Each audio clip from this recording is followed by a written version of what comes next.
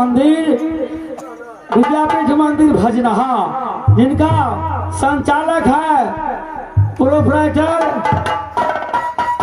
रत्नेश कुमार दास जी, उनके तरफ से 21 रुपए का पुरस्कार मिला है।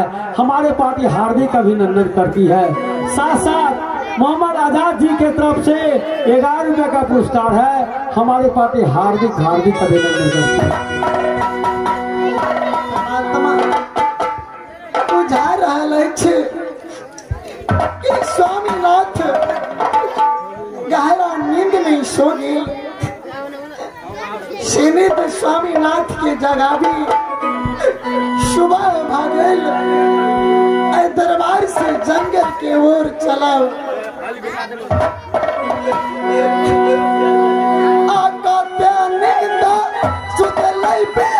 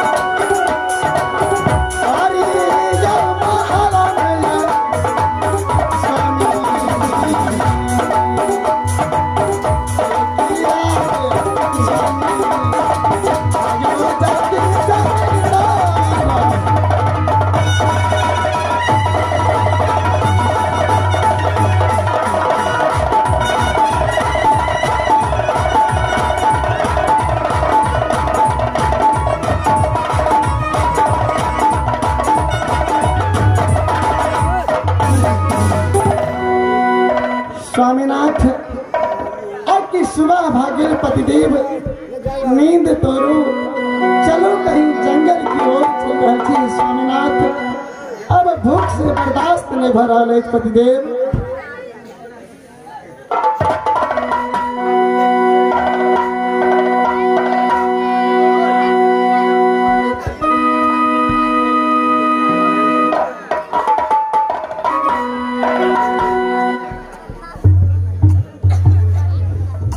अगे को नगरी ए पलटन पलटन को नगरी पलटन देखिए ना सबका कत जना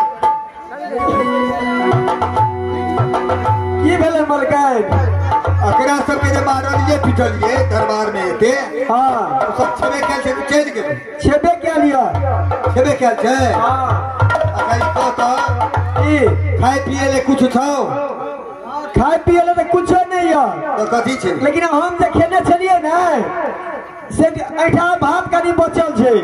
ऐठा भात? हां ऐठा भात से तो ओकरा ले कथी तरुआ मगरुआ कर दिए। खिया देबे त की भल ए कलर निकवा के ए जो वह ऐठा भात अपन खेत के दही हां खा ले चल जा। तो पहले की मार का आब होता तो मार के बैठ सुता लेता। जो वह बात दही ठीक छे, जाओ हम त आबै छियै। चलिए त भलिया दही अपनो महलिया में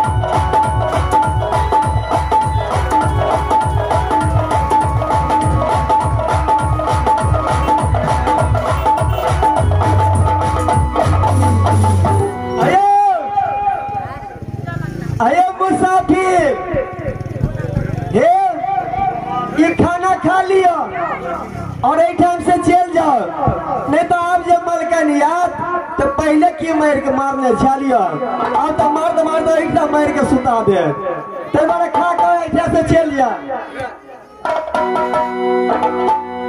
अब हमू जाय छी अपन बाप रे सबेर भ गेल हमरो बर्तन तर्तन सब साफ करे पड़त लिया चलिए त चलिए गाड़ी के महलिया में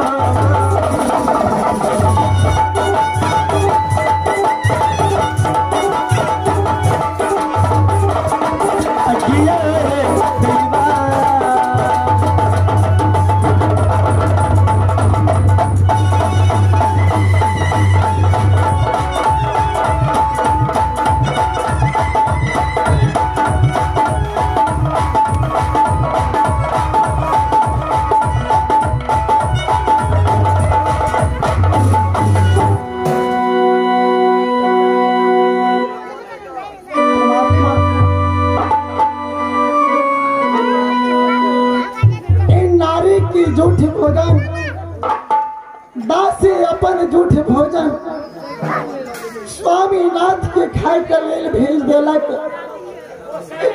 हे विधाता, एक समय के बाद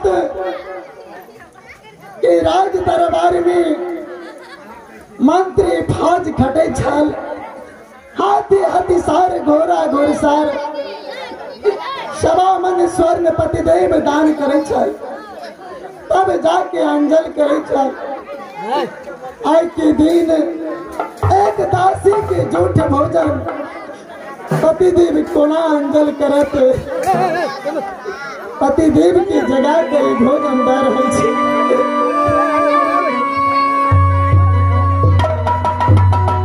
स्वामीनाथ नींद तोर स्वामीनाथ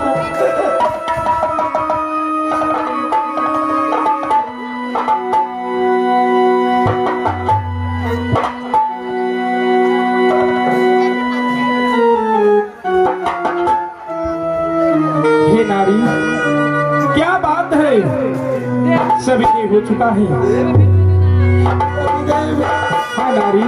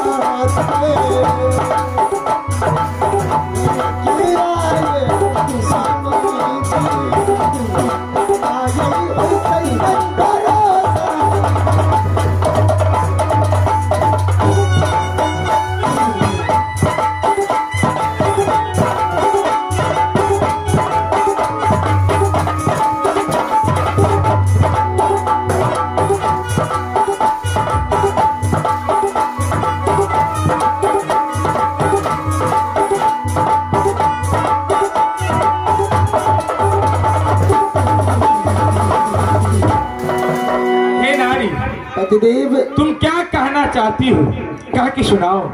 स्वामीनाथ, अत्येक मार खिला के बाद दरबार के दासी के झूठ भोजन दासी भेज दिलक। हे स्वामीनाथ, भोजन के देखियो किस्मत में के लिख दिलक विधाता। राजा रहत में आए एक झूठ भोजन के दर्शन है पतिदेव। हे नारी, इसलिए चिंता करने की जरूरत नहीं है। जो आज तक किसी की छुआ हुआ भोजन नहीं किया, वह झूठ भोजन कैसे करेगा। अगर मेरा मेरा धर्म बचा रहेगा तो मैं इस भोजन को धरती माता को सौंप रहा हूँ। अगर मैं बच के आऊंगा जंगल से तो अवश्य ही भोजन निकाल के मैं अपनी बहन को जरूर दूंगा। ये माँ धरती, अगर मेरा धर्म बचा है तो यह झूठ भोजन अपने आप में संभालो माता, मेरा धर्म बचा लो।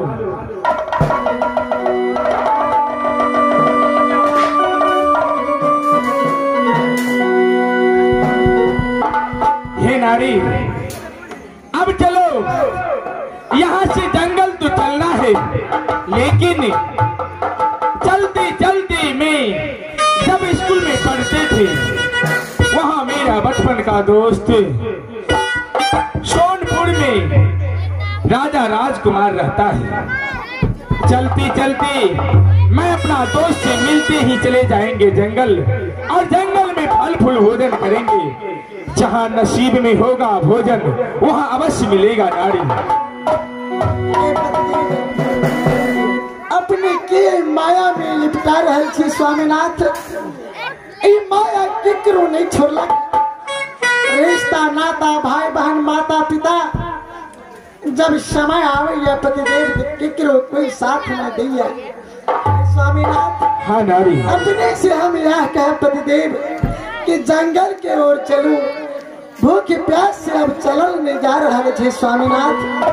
ठीक है नारी, चलेंगे, लेकिन एक और सिर्फ दोस्त से मिलना है। अगर जिंदगी बचे रहेगा तो जरूर मिलेंगे। हे नारी, हे मानियो यही बचनिया, मानियो बचनिया, हे नारी,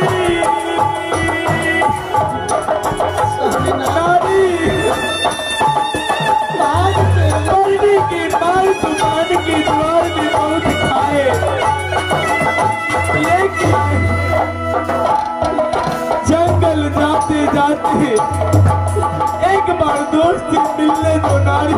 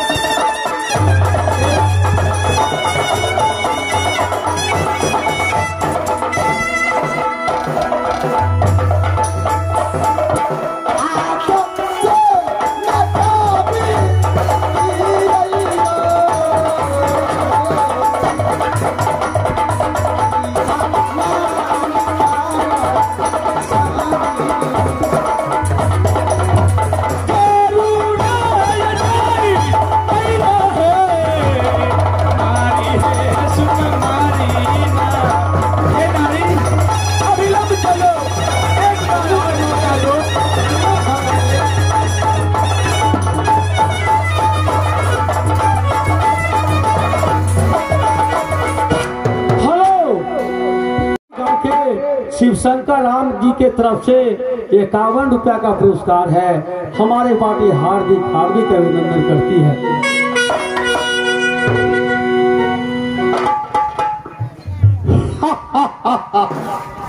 एक कलयुग का माया, कभी धूप कभी छाया, हे बहन के द्वार में जब बहनी से स्वागत करवेला, लेकिन दोनों व्यक्ति विचार लगे जे हे सती जंगल में जेबे करब से तो सोनपुर में जन्म के दोष हमर बसई, विपत में दोस्त याद आवे, प्रिय चलो दोनों व्यक्ति दोस्त से मुलाकात कर ले और जंगल के रवाना भया। लेकिन कलयुग महाराज उनका चैन से बैठा जाता ने। कलयुग महाराज मायापन फैलात और देख रहल छी जे जय भवन में दोनों व्यक्ति के उनकर दोष आराम करे के वास्ते देख तो खुटरी में गिरमल हार टांगल है।